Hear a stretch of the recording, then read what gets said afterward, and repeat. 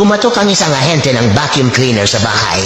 Pagbukas ni Mrs. ng pinto, agad pumasok ang ahente at ikinalat sa sahig ang tae ng kabayo. Ahente, Ma'am, pag hindi nalinis ng vacuum cleaner ko ang kalat, kakainin ko ang mga yan. Naku po, umpisahan mo ng kainin yung kinalat mo. Brown out kami ngayon. Oh my god. You're so awesome, Lawrence Lim. It's Lawrence Lim with the W. Pam, pam, pam, pam, pam, pam. isang gabi si Juan at Pedro ay nagnakaw ng mga bayabas sa kanilang kapitbahay at napagpasyahang hatiin ang mga yon sa sementeryo para walang makakita sa kanila. Habang papaakyat sa gate ng sementeryo ay nahulog ang dalawang bayabas. Sabi ni Pedro, Juan, nahulog yung dalawang bayabas. Sabi ni Juan, balikan na lang natin yun mamaya pag uwi. Sabi ni Pedro, sige, sige. Habang pinaghahatian ng dalawa ang ninakaw na bayabas, ay papauwi naman si Kulas na lasing at doon din sa may sementeryo ang daan. Sabi ni Juan, isa sa'yo, isa sa'kin, isa sa'yo, isa sa'kin. Kinabahan si Kulas sa kanyang narinig at nawala ang kanyang lasing at dali-daling nagtungo kay Father. Sabi ni Kulas, Father!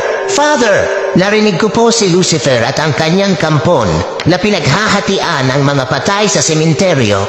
Dahil sa gustong malaman ng pare kung totoo nga ang sinasabi ni Kulas, ay agad silang nagtungo sa sementeryo.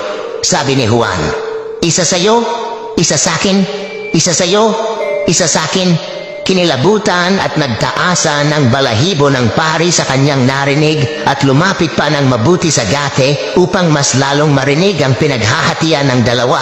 Sabi ni Juan, last na to, isa sa'yo, isa sa'kin. Sabi ni Pedro, ha, e paano yung dalawa sa labas ng gate? Sabi ng pari, Kulas! Sabi ni Kulas, bakit ho Father? Sabi ng pari, takbo!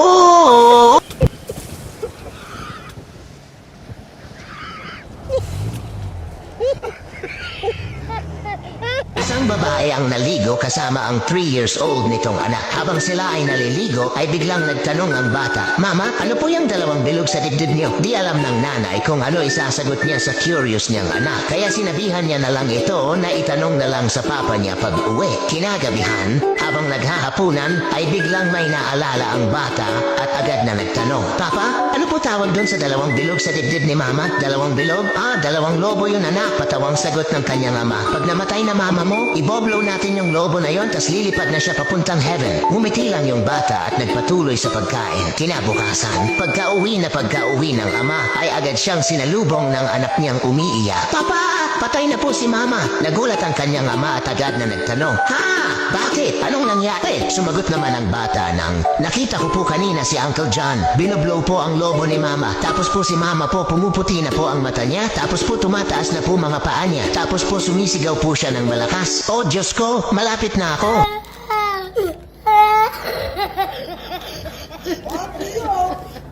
I heard a rumor through the grapevine so bold.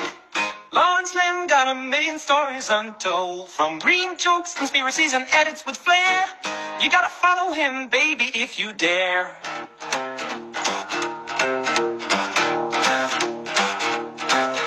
Your feet feels empty without his magic touch.